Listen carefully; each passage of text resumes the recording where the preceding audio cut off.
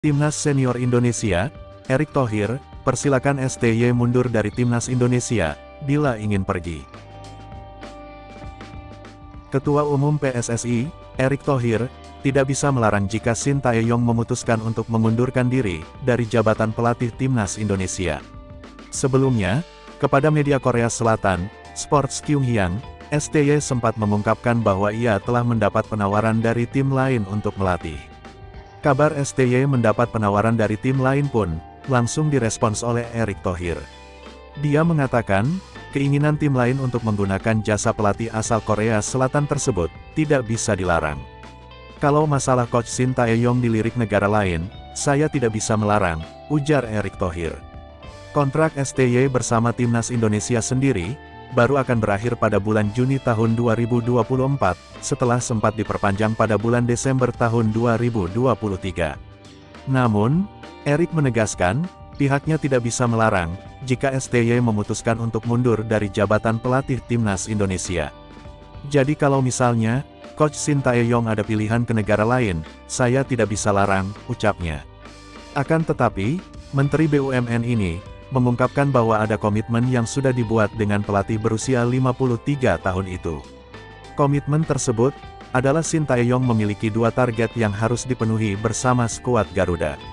Target pertama adalah, meloloskan Timnas Indonesia ke babak 16 besar Piala Asia 2023. Sejauh ini, target tersebut telah ditunaikan oleh Shin Tae-yong, ketika Indonesia lolos dari babak penyisihan Grup D, Piala Asia 2023. Kemudian, Erick juga meminta, agar Timnas Indonesia U23 yang dilatih STY, bisa lolos dari babak grup Piala Asia U23, 2024. Jika dua target itu dapat dicapai oleh Shin Tae-yong, maka otomatis kontraknya bakal diperpanjang oleh PSSI.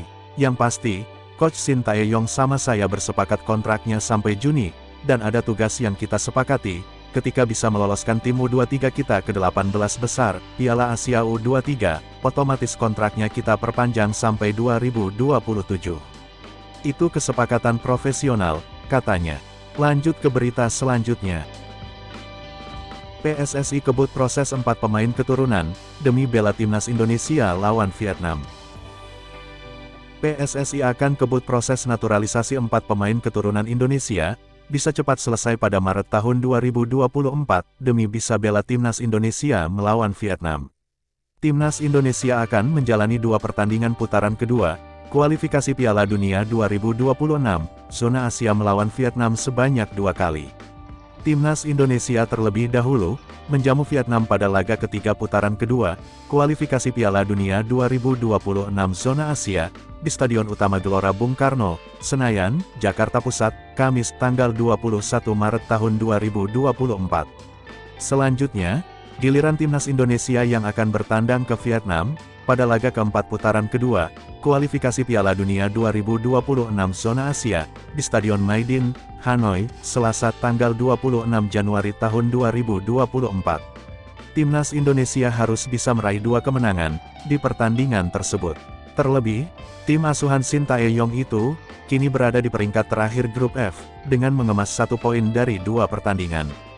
Timnas Indonesia sebelumnya kalah 1-5 dari Irak, pada laga pertama putaran kedua, kualifikasi Piala Dunia 2026 zona Asia, di Stadion Basra Internasional, Basra, tanggal 16 November tahun 2023. Lalu, Timnas Indonesia hanya bermain imbang 1-1, saat melawan Filipina pada laga kedua, putaran kedua, kualifikasi Piala Dunia 2026 zona Asia, di Stadion Rizal Memorial, Manila, tanggal 21 November tahun 2023.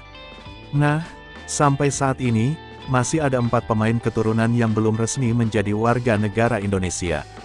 Keempat itu adalah Nathan Chu, Marten Paes, Ragnar Oratmangun, dan Tom Haye. Sebenarnya Timnas Indonesia sudah punya JIZES, pemain keturunan yang sah jadi warga negara Indonesia.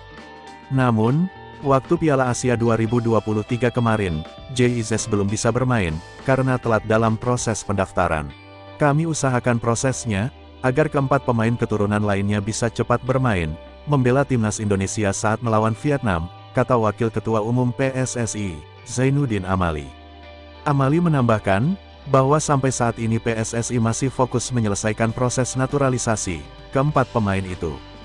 Dari keempat nama itu, seluruhnya sudah melakukan proses administrasi, namun statusnya berbeda-beda. Salah satunya Nathan Chu, yang sebenarnya sudah dipanggil untuk menjalani proses sumpah warga negara Indonesia.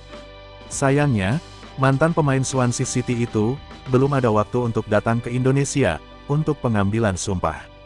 Lanjut Amali, PSSI mengatakan, sampai saat ini, masih belum ada lagi pemain keturunan yang dibidik, untuk membela timnas Indonesia.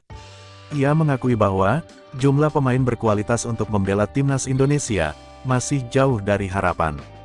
Belum ketemu saja untuk pemain keturunan baru. Tapi kalau ditanya masih kurang, ya kurang. Kalian kan tahu, cita-cita kami itu mendapatkan 150 pemain terbaik, untuk timnas Indonesia, tutup Amali.